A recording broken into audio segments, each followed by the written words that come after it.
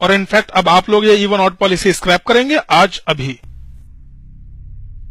Sorry, मैं कुछ समझा नहीं। आपको ऑफिस टाइम से पहुंचना होता है तो आप क्या करते हैं राठौर साहब? आप मेट्रो से नहीं गाड़ी से जाते हैं। ये पुलिस कॉप्स मेरा चालान कर रहे थे और आज मैं अपने घर टाइम से पहुंचना चाहता हूं। तुम हो कौन? मैं वो हूं जो आज बस और ट्रेन में चढ़ने से डरता है। मैं वो हूं जो जाम में फंस जाता है तो उसके बॉस को लगता है बहाने बना रहा है, पता नहीं आएगा या नहीं।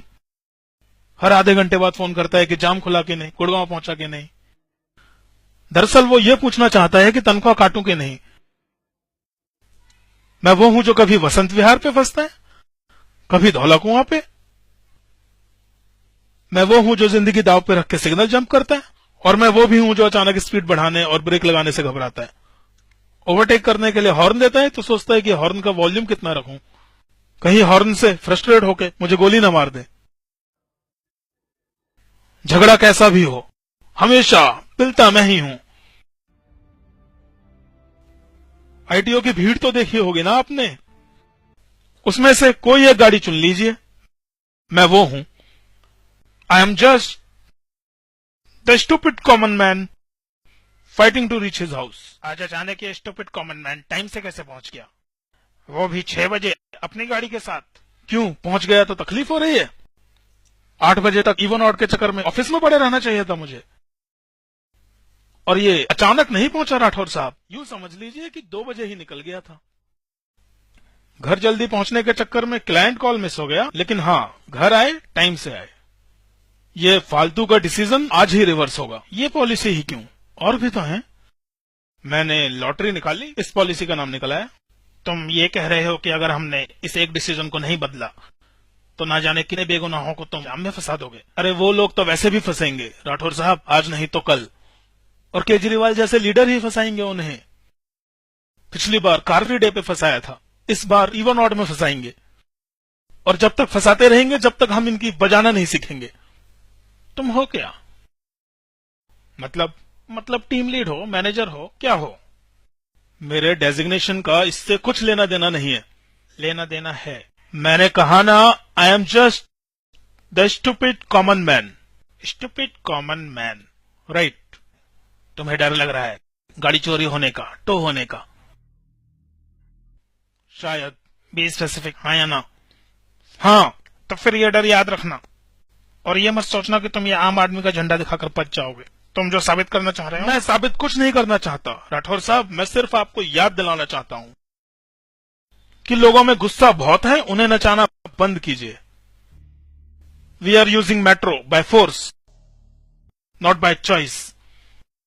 मेट्रो से घर जाने में मुझे 2.5 घंटे लगे। आपको क्या लगता है जो लोग मेट्रो से जाते हैं वो हमसे ज्यादा मजे में हैं? अरे राजीव चौक पर खड़े होकर नजर घुमाइए, कुंभ के मेले जैसी फील आएगी। मुर्गे जैसे ट्रांसपोर्ट किया जाता है, एक के ऊपर एक। पेट अंदर न खींचो तो दरवाजे बंद नहीं होते स्टेशन पे। आपको मालूम है ऑफिस पहुंचने तक आधे लोगों का मोबाइल चोरी हो जाता है, हैं? मुझे लगता है कि जेब कतरों के लिए इससे ज्यादा कन्वीनियंट ट्रांसपोर्ट आज तक नहीं बना। गलती हमारी है, हम लोग बहुत जल्दी यूज्ड टू हो जाते हैं। एक किसी का मोबाइल चोरी होता है तो जेब टटोल के अपना सामान चेक कर लिया, वॉलेट चेक किया, मोबाइल चेक किया, और शुक्र मनाया कि हम लोग बच गए। और फिर हम लोग उस जेब कतरे को ढूंढने की बजाय मोबाइल बैग में रखना शुरू कर देते हैं। पर हमारी भी मजबूरी है ना, हमें घर पहुंचना होता है साहब। इसीलिए हम सरकार चुनते हैं कि वो मुल्क चलाए। दिल्ली गवर्नमेंट, केंद्र सरकार, पुलिस फोर्स, इंटेलिजेंस सक्षम है इस तरह के ट्रैफिक कंट्रोल के लिए, लेकिन आप कर नहीं रहे हैं, सिर्फ पॉलिसी बनाए जा रहे हैं? Why are you not expanding the metro network? BRT corridor बेकार है या नहीं, इसे साबित करने में आपको 10 साल लग जाते हैं। आपको नहीं लगता कि ये आपकी काबिलियत पे सवाल है? ये इवन ऑड का नाटक बंद होना चाहिए। This whole bloody Kejriwal thinking is flawed.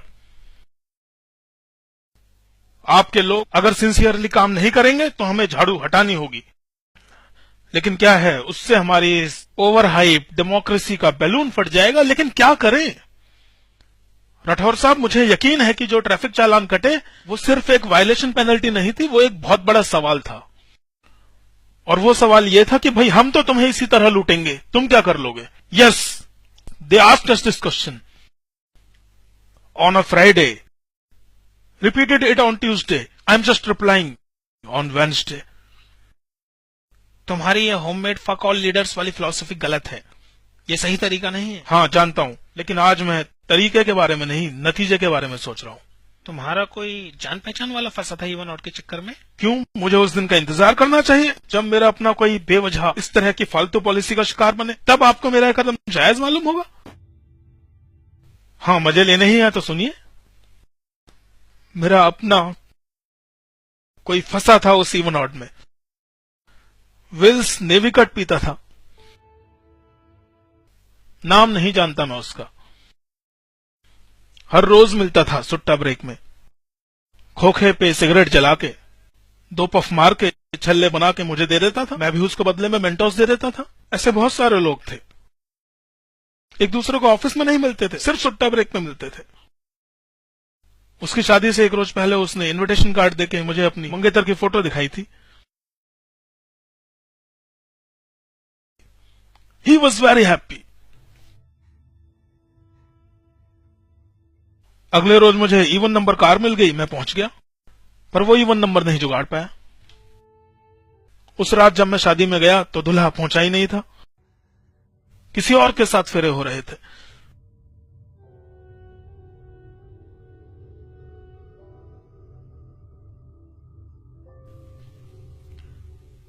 तो ये सब तुम उस बेचारे दूल्हे के लिए कर रहे हो? नहीं नहीं नहीं, मैं इतना भी चमन या फुद्दू मेंटल नहीं हूं। I always knew what KLPD is. अपनों का कटते हुए देखा है मैंने, लेकिन साहब ये एक्सेप्टेबल नहीं है। कोई पार्डन माई लैंग्वेज, लेकिन कोई पॉलिसी बनाकर मेरे लिए फैसला नहीं करेगा कि मुझे कब कार से जाना है। उन्हें फक्र है इवन ऑड पे, कार फ्री डे पे, सर्विस टैक्स हाइक पे, डीडीसी, अरुण जेटली, फर्जी डिग्री, नाबालिग की रिहाई पे। मुझे फक्र है खुद पे कि मैं ऐसे लोगों के बैंड बजा रहा हूं। मैं कोई चूतिया नहीं हूं राठौर साहब, और मैं ये किसी के लिए नहीं, सिर्फ अपने लिए कर रहा हूं। मैं चाहता हूं कि अगर मेरा बच्चा कार लेके बाहर निकले तो कोई सा भी रूट ले, traffic free, signal free, Delhi में, गुड़गांव में, कहीं भी। मैं तुम्हें समझ नहीं पा रहा हूं, क्योंकि मेरे रीजंस और मेरी डिमांड्स चीप सी है ना, शायद। बी डेफिनेट, हाँ या ना?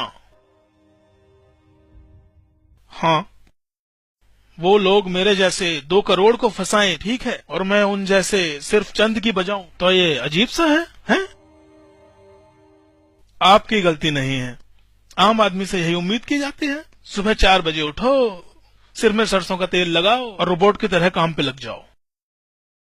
अपने आप को ही देख लीजिए, जब तक आपको मालूम नहीं था कि मैं कौन हूं, आप मुझसे डर भी रहे थे, मुझे सीरियसली भी ले रहे थे। अब मैंने आपको बता दिया कि मैं एक आम आदमी हूं, तो आपकी आवाज में अचानक एक कॉन्फिडेंस आ गया है। शायद आप ये भी सोच रहे होंगे कि अच्छा, टेररिस्ट नहीं है, आम आदमी है, इसकी तो बचा दूंगा। नहीं, ऐसा नहीं है। ऐसा ना हो तो बेहतर है, क्योंकि सारी कीलें वहीं सड़क पर हैं।